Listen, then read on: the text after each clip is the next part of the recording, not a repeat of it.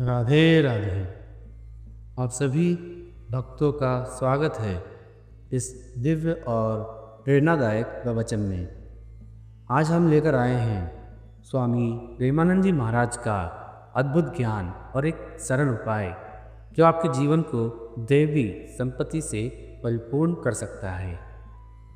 स्वामी प्रेमानंद जी महाराज के वचनों में वह शक्ति है जो हमारे भीतर छिपी हुई आंतरिक शक्तियों को जागृत करती है और हमें भक्ति, शांति और समृद्धि के मार्ग पर ले जाती है।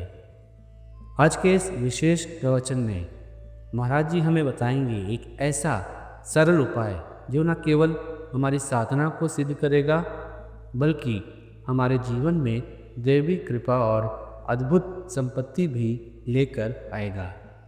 तो आइए मन को शांत करें, ध्यान लगाएं और इस दिव्य ज्ञान से लाभान्वित हों। स्वामी प्रेमानंद जी महाराज के श्रीमुख से सुनते हैं वह चमत्कारी उपाय जो हमारी सभी इच्छाओं को पूर्ण कर सकता है। राधे राधे। पूज्यपाद उड़िया बाबा जी महाराज कह रहे हैं, यदि दैवी संपदा आपके अंदर नहीं है तो आप भगवान का भजन सांगोपांग नहीं कर सकते हैं। सांगोपांग कहते हैं पूर्ण एकाग्रता से एक कंत, एक संत, एक ग्रंथ, एक मंत्र, एक पंथ, इसे सांगोपांग कहते हैं। हम जिसकी उपासना करते हैं उसी उपासना में मगन संत का सानिध्य हो। हम जिसकी उपासना करते हैं उसी का मंत्र जपते हो, उसी का नाम जपते हो। हम जिसकी उपासना करते हैं वही ग्रंथ हो। हम जिसकी उपासना करते हैं वही पंथ हो। पंथ माने मार्ग, इसे कहते हैं सांगोपांग उपासना। एक कंठ, एक मंत्र, एक संत, एक ग्रंथ, एक पंथ, इसे सांगोपांग उपासना कहते हैं। तो दैवी संपदा के बिना सांगोपांग उपासना नहीं हो सकती। दैवी संपदा में सबसे पहला है अभयम। स्वयं भय रहित रहो और कभी किसी को भय प्रदान मत करो। स्वयं भय रहित कैसे हो सकते हो? जब हर समय भगवान में तुम्हारी चित्तवृत्ति रहेगी तो अभयम सर्वभूतेषु, मैं समस्त भूतों से उसे अभय कर देता हूं। जब भगवान का निरंतर सानिध्य और चिंतन अनुभव होगा तो आप निर्भय रहेंगे, और जब सब में भगवान का दर्शन करेंगे तब आप सबको भय रहित कर देंगे, क्योंकि आप किसी को भी मन वचन कर्म से दुख पहुंचाने की चेष्टा नहीं करेंगे, क्योंकि सब में श्री भगवान का दर्शन करते हैं। निश्चिंत, कोई चिंता न रह जाना है, दैवी संपदा का लक्षण है। ये कब आएगा? जब भगवान रूपी संपत्ति को प्राप्त करके आप पूर्ण हो जाएंगे। जिनके प्राप्त करने के बाद फिर कुछ प्राप्त करना बाकी नहीं रहता, वो एक ही है, श्री भगवान। जब आप निरंतर नाम जप करते हुए भगवत सानिध्य का अनुभव करेंगे तो आप निश्चिंत हो जाएंगे, क्योंकि पता है कि अनंत ब्रह्मांडों का स्वामी मेरा प्रीतम है, इसलिए मुझे कोई चिंता नहीं है। जब जैसा विधान होगा वो मंगल भवन वैसा मंगल विधान कर देगा, चिंता क्या करनी। निशोक दैवी संपदा का लक्षण है, कोई शोक ना होना। बड़ी से बड़ी संपत्ति का नाश हो जाने पर भी हमें विश्वास है मेरा प्रीतम भ्रकुटी विलास सृष्टि लय होई। एक भ्रकुटी के इशारे मात्र से अनंत ब्रह्मांडों को रच देता है।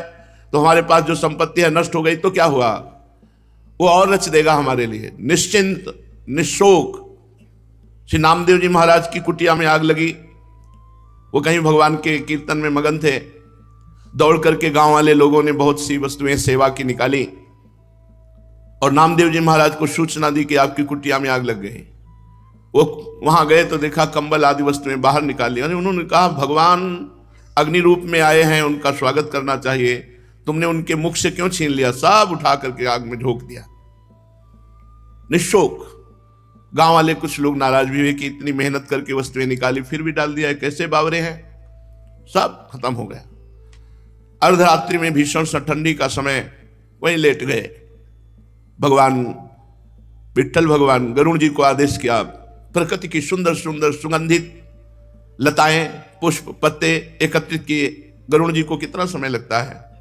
मन से भी अधिक वेग गरुड़ जी का है, वायु से अधिक वेग मन का है, और मन से भी अधिक वेग गरुड़ जी का है।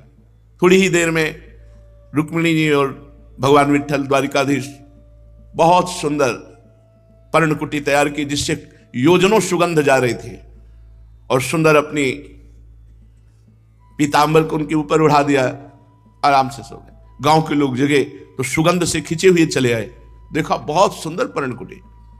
कहा नामदेव जी हमें तो पता ही नहीं था कि आप इतने सुंदर कारीगर को जानते हैं, हमको सबको एक एक कुटिया बनवानी है ऐसी ही।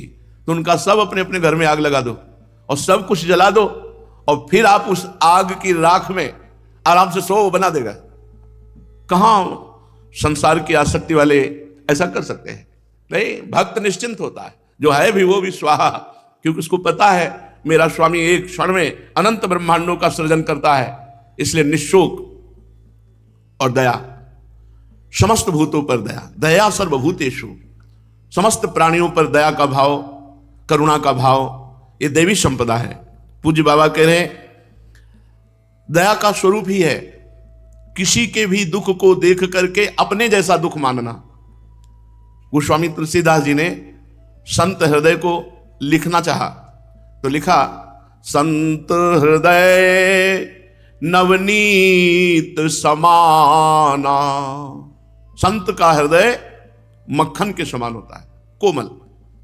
फिर एकदम चिंतन गया कि ये तो गलत हो गया, क्योंकि मक्खन में जब स्वयं ताप लगता है तो वो पिघलता है। संत तो ऐसे नहीं होते, संत तो दूसरों का दुख देखकर दुखित हो जाते हैं।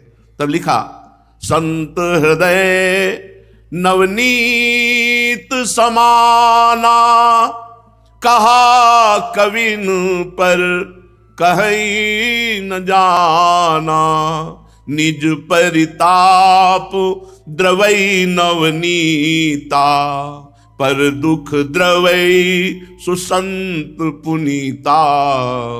मक्खन में और संत के हृदय में अंतर है कि मक्खन स्वयं ताप लगने पर पिघलता है, संत दूसरों को दुखी देख करके द्रवित हो जाते हैं। दया सर्वभूतेषु, किसी भी जीव को दुखी देख करके उसका दुख अपने हृदय में पूरा वैसे ही अनुभव होने लगना और हम वैसी ही चेष्टा करें जिससे उसका दुख दूर हो जाए, इसे दया कहते हैं। कोमलता, हमारे शरीर में, हमारे वचन में, हमारे मन में, तीनों में कोमलता होनी चाहिए। वचन बहुत मृदु, हितकर, मंगलमय। बोलने के पहले विचार करना चाहिए, जो मैं बोल रहा हूं इससे दूसरे का हित होगा, दूसरे को सुख मिलेगा, दूसरे का मंगल होगा। अगर ये नहीं तो मौन हो जाओ, मत बोलो। वाणी एक अमोल है, जो कोई बोले जान, ही तराजू तौल के तब मुख बाहर आन। पहले हृदय में विवेक रूपी तराजू पर तौलिए कि आपकी बात किसी को पीड़ा तो नहीं पहुंचाएगी, किसी का अमंगल अहित तो नहीं हो जाएगा, फिर बोलिए। वाणी से कोमल और हृदय से अर्थात मन से भी किसी को दंड देने की बात न सोची जाए। जैसे किसी ने आपका अपकार किया, निंदा की, अपमान किया, आप वाणी से तो नहीं बोले लेकिन मन से बोले, देख लेंगे भगवान तुम्हें, इसका तुम्हें भोग जरूर मिलेगा, दंड मिलेगा, ऐसा नहीं सोचना। ऐसा सोचने से हमारा हृदय कठोर हो जाएगा और हमारे भगवान को कोमल हृदय चाहिए। तो कोमल हृदय के लिए जब हमारा कोई अपमान, निंदा आदि करे तो हम भगवान का मंगल विधान मानकर सह जाएं और ये विचार करें कि ये बेचारा तो निमित्त है, इसे भगवान ने प्रेरित किया है, ये निमित्त है, इसको क्यों दंड मिले। भगवान इसकी बुद्धि शुद्ध रखे, इसको स्वस्थ रखे, इसका मंगल करे। हमारे कोई पाप प्रारब्ध थे जिनको पवित्र करने के लिए इसको भगवान ने निमित्त बनाया और गाली दिलवाई, निंदा करवाई, अपमान करवाया। ऐसा भक्त का विचार होता है तो हृदय से वो कभी किसी का मंगल नहीं मनाता, तो हृदय कोमल हो जाता है। और शरीर से हमारी कोई कठोर चेष्टा, किसी के प्रति कठोर बर्ताव, कठोर व्यवहार ना हो, ये दैवी संपदा है, कोमलता। बुरे कर्मों में लज्जा आना, जब कोई शास्त्र विरुद्ध कर्म की बात हो तो हमारा मन लज्जित हो जाए, हमारा मन कभी उत्साहित ही ना हो और जलन पैदा होने लगे। नहीं नहीं, ऐसा मन में क्यों आया? नहीं, क्रिया में तो आ ही नहीं सकता, ना तो वाणी में आ सकता है, मन में ही आया कि वो जलने लगता है। नहीं, ऐसा नहीं, अधर्माचरण नहीं, ये दैवी संपदा है। वो दिव्य होने जा रहा है, जिसके अंदर दैवी संपदा आ जाती है वो मनुष्यत्व से उठकर देवत्व में दिव्य अद्भुत स्वरूप उसका हो जाता है, जो निश्चिंत, निर्भय, निशोक, दयावान और कोमल वाणी, कोमल हृदय और कोमल चेष्टाएं और बुरे आचरणों में लज्जा, इतनी लज्जा कि बुरा आचरण हो ही ना पावे। धीरे धीरे मन से बुराइयां शांत हो जाती हैं। जिसकी बुराइयां मन में उत्पन्न होती हैं पर क्रिया में नहीं परिणित हो पाती, तो धीरे धीरे बुराइयां शांत हो जाती हैं और मन का इष्ट देव में एकाग्र होना, चंचलता रहित होना, ये दैवी संपदा का लक्षण है। ये तभी होगा जब खूब नाम जप करोगे। निरंतर नाम जप का अभ्यास तभी होगा जब आपका भोजन पवित्र, आपके आचरण पवित्र, आपके वस्त्र पवित्र, आपके विचार पवित्र, तभी नाम जप होगा। इसलिए नाम जापक को आहार पर जरूर ध्यान देना चाहिए कि उसका आहार पवित्र है, और शौचाचार की पवित्रता का भी निर्वाह करना चाहिए। लघुशंका शौच आदि बड़े सावधानी से करके, रज आदि के द्वारा हाथ पैर पवित्र करके, कुल्ला करके, आचमन करके, बहुत पवित्रता से तभी नाम जप होगा। ऐसे नहीं है कि पशुता धारण करो तो तुम्हारा मन भजन करने लगेगा। भारी से भारी विपत्ति आवे तो घबराना नहीं, नाम नहीं छोड़ना, धैर्य से उस विपत्ति को सहते हुए आगे बढ़ जाना, तभी नाम चल पाएगा। अगर धैर्य खो दिया तो हो सकता है भगवान पे अश्रद्धा कर दे मन, कि हम इतना भजन करते फिर भी विपत्ति आ रही, फिर भी हमें प्रतिकूलता भोगनी पड़ रही। भगवान को यदि भूल गए तो सबसे बड़ी विपत्ति हो गई, और भगवान को नहीं भूले तो विपत्ति भी संपत्ति बन जाएगी। देख लेना, कहा हनुमंत विपत्ति प्रभु सोई, जब तो सुमिरन भजन न होई। जब भगवान का स्मरण नहीं हो रहा, भजन छूट गया, यही सबसे बड़ी हानि। सा हानिस्तन महाछिद्रम सा चांद जड मूढ़ता, यन मुहूर्तम क्षणार्धम वा वासुदेवम न चिंतित। जिस क्षण भगवान का चिंतन छूट गया, वो आधे क्षण के लिए, आधे मुहूर्त के लिए, वही सबसे बड़ी हानि, सबसे बड़ा दोष त्रुटि, वही अंधता, मूर्खता, जड़ता, जब हम भगवान का विस्मरण कर दिए, भगवान का नाम जपना छूट गया, स्मरण छूट गया। सा हानिस्तन महाछिद्रम सा चांद्र जड़ मूढ़ता, यन मुहूर्तम क्षणार्धम वा वासुदेवम न चिंतित। जिस क्षण भगवान श्री कृष्ण श्री हरि का चिंतन छूटा, वही क्षण बहुत बड़ी हानि। हानि हरिवंश के नाम अंतर परे, लाभ हरिवंश उच्चरत बानी। उपासक को चाहिए, चाहे जितना सुख मिले लौकिक, प्रभु का नाम न छूटने पावे। इतना हर्षित ना हो जाओ कि नाम छूट जाए, और चाहे जितनी विपत्ति आवे तो इतने शोकित ना हो जाओ कि भगवान का नाम छूट जाए। नाम चल रहा है, सब ठीक है, देख लेना सब ठीक हो जाएगा। नाम कब छूटता है? शरीर राग, भोग राग, शरीर संबंधियों से राग, तो जहां इन पे कुछ बाधा पहुंची तहां लगता है। कल एक प्रश्नकर्ता प्रश्न कर रहे थे कि शरीर रोग से ग्रसित हो गया, भजन में मन नहीं लगता, शरीर में ही लगा रहता है।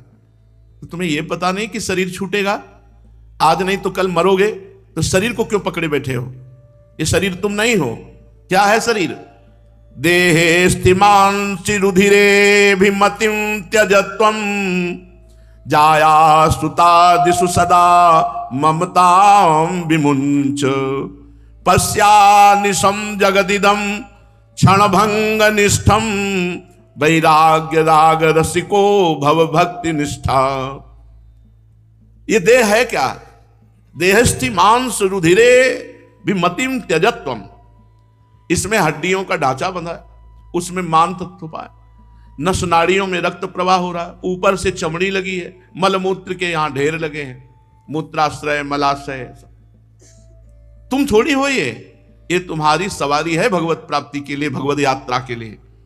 ये जो संसार के सुख है, इनको भगवत अर्पित करके धर्म में भोगते हुए भगवान की प्राप्ति करने की ये वृत्ति रखनी जाती है गृहस्थी में, और विरक्त के अनुसार भगवत मार्ग का अनुसरण करते हुए भगवान की प्राप्ति। दोनों के लिए ये साधन धाम मोक्ष कर द्वारा, ये साधना का धाम है शरीर, इससे मोक्ष की प्राप्ति की जाती है, प्रेम की प्राप्ति की जाती है।